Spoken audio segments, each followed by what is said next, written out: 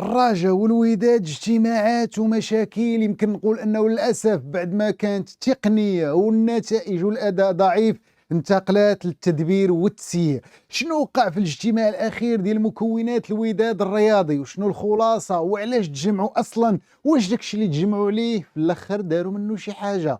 الاجتماع ديال الرجاء الرياضي اللي بدوروا سبحان الله المنخرطين ديال الوداد تقريبا كان 30 منخرط، والمنخرطين ديال الرجاء تقريبا 67 منخرط اللي كانوا في الاجتماع الاخير، فيما باقي المنخرطين ما حضروش. وهنا غنقدروا نقولوا واش هادوك مع ولا ضد، ولا اش من قرار، ولا فين غنحطوهم او فين غنصنفوهم، مع انه راه من حقهم طبعا يجيو ما يجيوش، ولكن اجيو نتكلموا على شو وقع وكيفاش وشنو مستقبل هاد جوج ديال الفراقي اللي للاسف كانوا غادين. انهار جات الازمه ضرباتهم بجوج، والسؤال شكون المسؤول؟ واش هادشي اللي كيدار بريء ولا كاين شي حاجه في الكواليس؟ طبيعة الحال قبل ما نبدا شكرا لكل الاوفياء على دعمكم كالدائم، وشكرا على التعاليق ديالكم الرائعه، ولكم مني كل الاحترام، وكالعاده دور ديالكم جيم بارطاج كومونتير مشينا. غادي نبدا في البدايه بالاجتماع ديال الوداد لانه كان هو الاول، وهذا الاجتماع هذا اللي كانوا قبل منه بلاغات شديده اللهجه سواء من المنخرطين ولا كذلك حتى الجماهير، وجا السي هشام يتمنى واستجب وتجمعوا وكانوا لساعات طوال. الاجتماع تقريبا من 6 العشيه حتى 12 الليل على ما اعتقد عاد انه انتهى. ولكن بغيت غير نفهم شنو هي المخرجات ديال الاجتماع.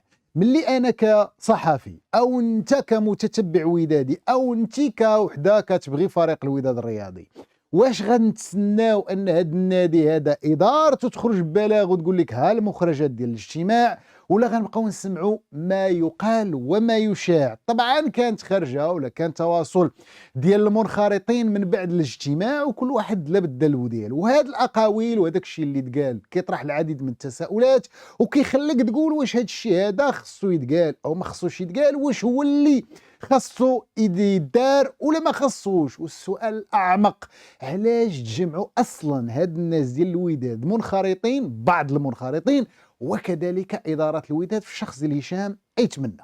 طبيعه الحال اللي جا وخلى الاجتماع يجي في هذا الوقت واللي سرع بالاجتماع هي امور باينه. اولا اللي خلى الاجتماع يكون هي الهزيمه القاسيه امام المغرب الفاسي وب4-1 في الدار البيضاء، مع انه يستحق الماس. النقطة الثانية هو أنه أداء بعض اللاعبين لا يستحق حمل قميص الوداد الرياضي.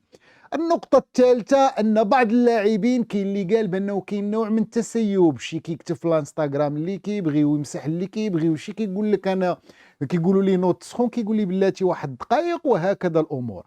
رابع شيء هو أنه اش واقع في اللاعبين اللي مشاو واللي جاو، هذوك اللي جاو بشحال واللي مشاو بشحال، وما حقيقة نيونغ.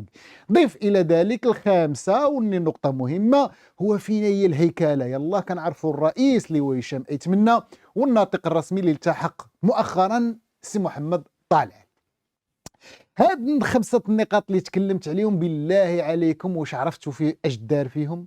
واش عرفتوا اشنو هي الخلاصة ديال هاد الشيء؟ ولا شيء من ذلك.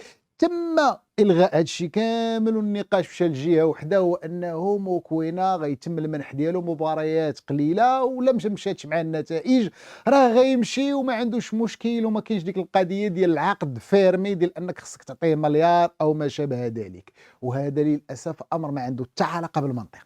ثانيا انا ملي كنسمع انه ناس كتقول لك راه حقا الرئيس او ما حد الناس اللي يمكن كيسيروا في الوداد هضر مع شي واحد في بركان وقال له راه حنا بغينا الحارس ديالكم يكون معنا في كاس العالم، ويمكن هضره حول هذا الموضوع هذا، وراه حنا ان شاء الله غندرسوا هذا الملف هذا. بالله عليكم كاين شي اساءه للوداد ولتاريخ الوداد ولحارس الوداد وللفريق اكثر من هذه؟ اش بغيتي تقول لهاد الحراس اللي عندك اليوم؟ اش بغيتي تقول لهذا الحارس اللي اليوم الاخطاء الاخيره خلاته خارج النطاق وخصو انه تعطيه دعم معنوي باش يكون حاضر؟ جيتي انت وقلتي لي ما غاديش معايا لكاس العالم. وهذه القضيه هذه علاش كنقول لكم راه كان خاصو يخرج بلاغ واضح فيه النقاط اللي كاينه وها شنو قلنا وها فين مشينا وها فين سالينا، باش تما غتبان اشنو اللي غيتقال اشنو اللي ما غيتقالش.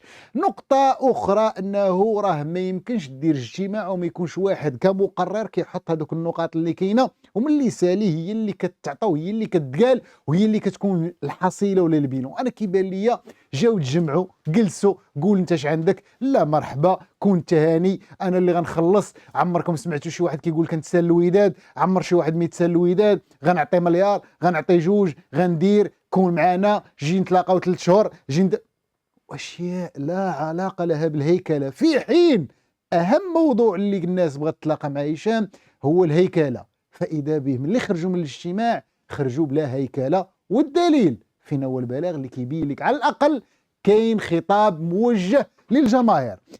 ندوز للمنخرطين قبل ما نجي للرجاء. منخرطي الوداد الرياضي كما كتبتوا بلاغ كان شديد اللهجه لاداره الوداد على الهيكله، كان بالاجدر وكنتمنى انكم تاخذوا البادره وتكتبوا واحد البلاغ للجماهير الوداديه وتقولوا ها الحصيله جلسنا مع هذا المكتب وها شنو قلنا ليه وشنو قال لنا وها فين غاديين وها التوجه. والو ما كاين حتى شي حاجه، وهذا امر اللي بالنسبه لي كيضرني في خاطري لان التواصل ما كاينش. حيد من الوداد ونجي للرجاء. الا كانوا الوداد 30 منخرط فالاصداء اللي عندي ان الاجتماع ديال الرجاء حضروا لي تقريبا 62 او 64 منخرط. الاجتماع ديال الرجاء وقلتها ونعاود نقولها واخا انه اكبر خطا ان اداره الرجاء الرياضي دير اجتماع وغدا عندك ماتش مهم مع ساندونز. نقطه ثانيه هو انه عندي سؤال لكل المسيرين في المغرب وخاصه دوك الناس اللي ما كيبغيوش يمشيو. انا بغيت غير نعرف علاش ملي كتكونوا قبل ما توصلوا للرئاسه كيكون عندكم واحد الخطاب نحنو ما متشبتينش بالكرسي والا خفقنا عندنا الشجاعه نقولوا خفقنا والا كان عندنا هادي ما يحبسنا حتى واحد ونقول لكم احنا ما عندناش هنا وغلطنا هنا وكذا. علاش ملي كتدخلوا والكرسي ملي كتكونوا غاديين تتعشاو ولا تتغداو ولا تفطروا ديوه معاكم؟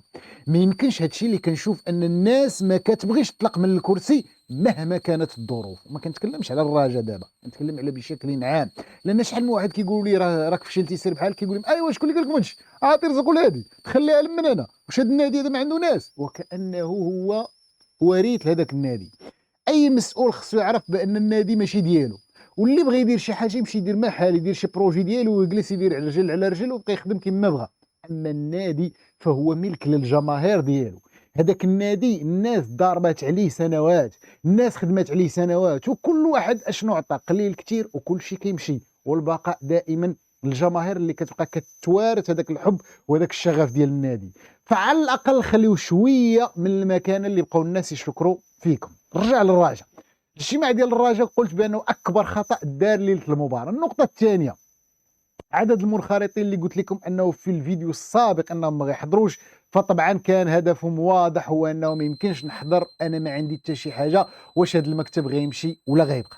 نقطه اخرى انه هذا المكتب الحالي دار اخطاء بالنسبه لي ما خاصوش يكون دابا، انه خصو يكون استقل قبل. علاش؟ وغنبدا لك بالاخطاء من الاول. اول حاجه فاش جيت حيدتي ناس اللي يمكن كانوا خدامين معاك وخليتي ناس ديالك.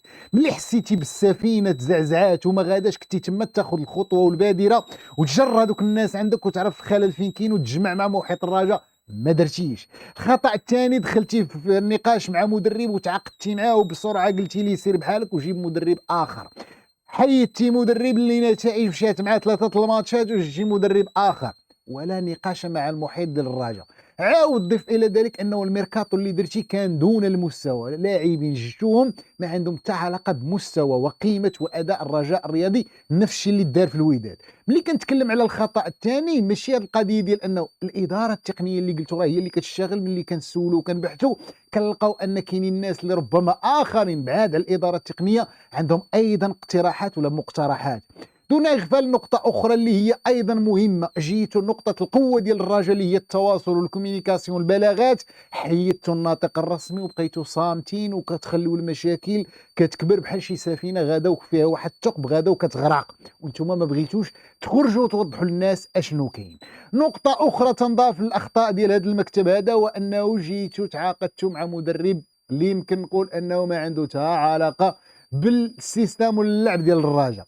دون اغفال واحد النقطه اللي يمكن مهمه جدا، ان هذا المكتب هذا مشى وكانه في تحدي مع انه انا غنجح بغض النظر على كيف. واليوم كتحصدوا هذاك الشيء اللي زرعتوه كما قال اللاعب العامري، تحصيل حاصل، لان الطريقه باش سيرتوها ما كنتوش مخطين وما فهمتوش بان راه الراجل اليوم كان مطالب توضحوا للناس كما دخلتوا النهار الاول. واليوم اللي كنشوف عدد من المنخرطين اللي كاينين دابا في الرجاء كيقول لك اودي اخر موسم عندي في الانخراط هو هذا، وما بقى عندي ما ندير بالانخراط وما بقى عندي ما ندير بالرجاء ملي ولا الوضع هكذا. وما يمكنش المنخرط اللي كان قوه اقتراحيه في الرجاء وكان كيعطي وكيزيد وكيعاون، اليوم تم الالغاء ديالو ولا الابعاد ديالو على الواقع ديال الرجاء. وملي كنسمع الناس في الرجاء كتقول لك انا جبت مستشير وما دوا معايا حتى واحد، ملي كنسمع منخرطين كيقول لك عيطنا للرئيس وما جاوبناش، ملي كنسمع كنقول هذا المكتب هذا بامانه يمكن ان الناس اللي كانوا معاه ما عرفوش يوريوه الطريق الصحيحه، وحتى هو بديك قصوحه الراس ما خلاوش ان الفريق ديال الرجاء الرياضي ينجح. وملي كنقول هذا الشيء واقع في الرجاء وانت عندك مباراه ديال ماميلودي ساندونز، بالله عليكم هذاك الشيء اللي كنتو كتزرعوه شحال هادي راه غتحصدوه. واش نتوما حفزتوا اللعابه؟ واش خليتوا شي معنويات عند اللعابه؟ اش من صوره اليوم روجتوها للعابه؟ كنظن بانه اخطاء كثيره طاح فيها هذا المكتب هذا ويتحمل المسؤوليه، لكن بكل امانه ماشي عادل بوحدو اللي غلط، بل كل مكونات المكتب واخا ما كنعرفوا فيهم الا عدد قليل، فيما الباقي خلاو السفينه وخلاو عادل هاله بوحدو في الواجهه، وهو خصو يتحمل المسؤوليه ديال هادشي لانه قبل على راسو انه يبقى دائما في الواجهه وما يخرجش ويقول ويوضح. اما الا كان عادل لا غيخرج حتى من بعد ويقول للناس، فكنظن انه غيكون فات الفوت وما بقى عنده ما يوضح لنا. التوضيح خصو يكون في الوقت ديال المشكل ماشي من بعد المشكل.